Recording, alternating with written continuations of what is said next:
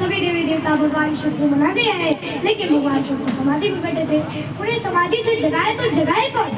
उन्हें समाधि से जगाने के लिए रति और कामदेव का सहारा दिया गया।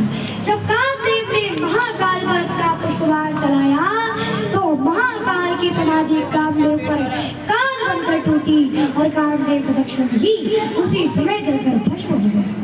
और ये सब माता पार्वती राह देख रही थी। महाकवि कालिदास ने अपने रचित कुमार संभवम के पंचम सर्ग के प्रथम श्लोक में स्त्री की सौंदर्यता का वर्णन करते हुए लिखा है कि तथा समक्षम तथा मनोहम पिनाकिनाव न मनोरथा सती निविन्द रूपम हृदयेन पार्वती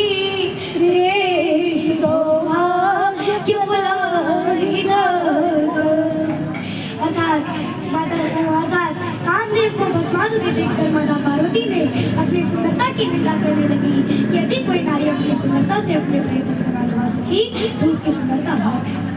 रघुवंश में राजा अज का इंदुमती के लिए विलाप, रति का कामदेव के लिए विलाप तथा शिव का सती के लिए संताप बड़ी ही करुणा भरी है। इसका वर्णन ही क्या हो सकता है। माता पार्वती की तपस्या की परीक्षा लेने के लिए भगवान शिव स्वयं भी वहां पहुंचे और वे छोटा सा ब्रह्मचारी के वेश में माता पार्वती के पास पहुंचे और वहां जाकर भगवान शिव की शिकायत करने लगे कि वो तो योगी है, रहने का स्थान नहीं, खाने का अन्न नहीं, पहनने का वस्त्र नहीं, वो तो श्मशान में रहता है, वो तो भांग धतूरा खाता है, निर्वस्त्र रहता है। तुम कैसे उस अघोरी के साथ अपना जीवन यापन करोगी? बटुक और भी कुछ बोलना चाहता था कि माता पार्वती ने अपने सखियों से कहा कि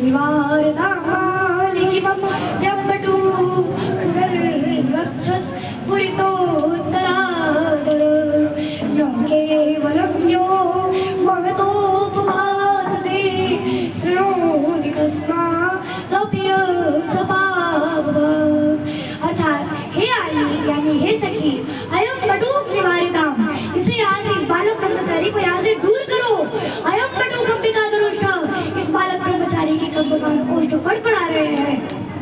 लगता है कुछ और बोलना चाहता है, इसलिए इसको यहाँ से दूर करो, क्योंकि यह महतोपवास है, क्योंकि जो बड़ों की निंदा करता है न केवल उससे वो बाप भाग, केवल वही बाप का भागी नहीं होता, अभी तो सुनोती से भी पाप भाग भक्ति थी शेष, किंतु जो सुनता है वो उससे अधिक पाप का भागी होता है। इसलिए इसको यहाँ से भगा दो, नहीं तो हम भी लोग चल चलते हैं। माता पार्वती जो ही वहां से जाने लगी तो ही भगवान शिव को अपने स्वरूप में आ गए और माता पार्वती से भगवान शिव ने कहा कि हे पार्वती, आज तुम्हारी तपस्या के द्वारा हरिदा के आगे ओगड़ तुम्हारा नाश कर दिया। कहो क्या आ गया?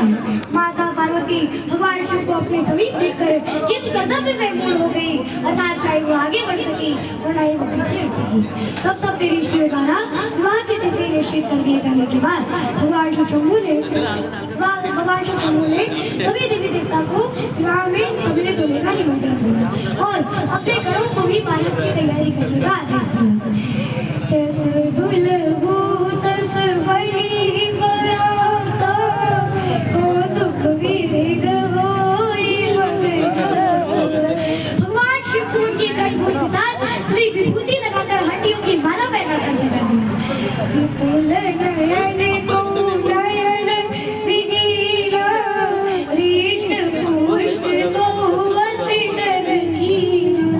यहाँ कोई बिना मुख का है तो किसी के बहुत से मुख है, कोई बिना हाथ पैर के है तो किसी के बहुत से हाथ पैर है, कोई बहुत मोटा ताजा है तो कोई बहुत टुकड़ा पतला है।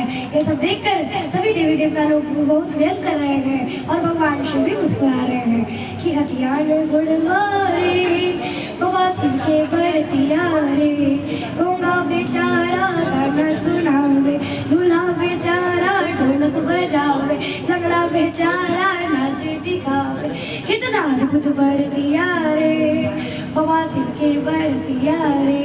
और बाबा बोले बसाओ पर बैठे बड़े ही अद्भुत शोभायमान हुए कि बस चढ़ल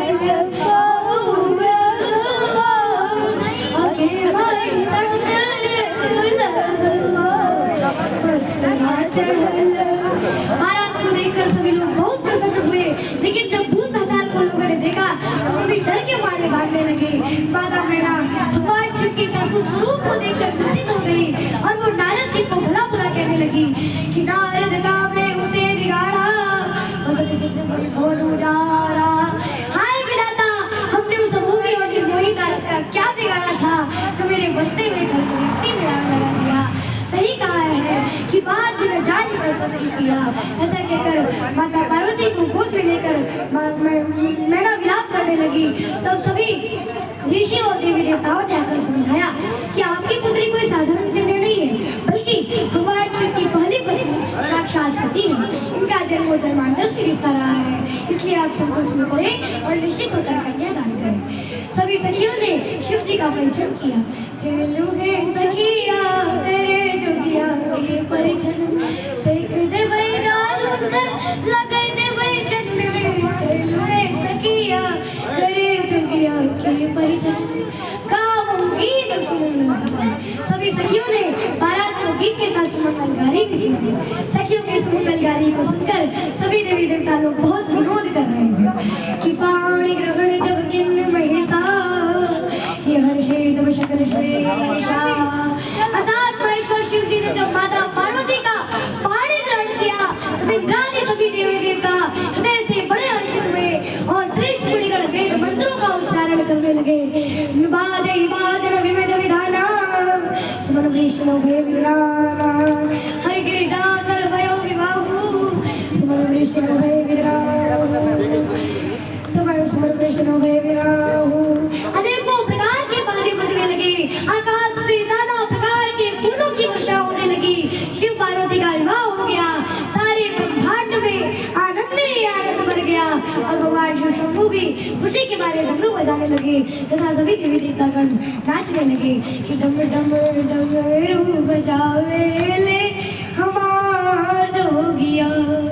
वागर था विभूषम प्रिक्तो वागर था प्रतिपत्तये जगत पीतरो वंदे पार्वती परमेश्वरो। बोलिए माता पार्वती भगवान शिव शंकर की। वाह, ये बिहार है और ये माधव पांडे विलक्षण प्रतिभा का धनी। अब हमारी बेस्ट फ्रेंड राम जी आए हैं, उस पे नृत्य करें श्री गणेशा देवा। ठीक है।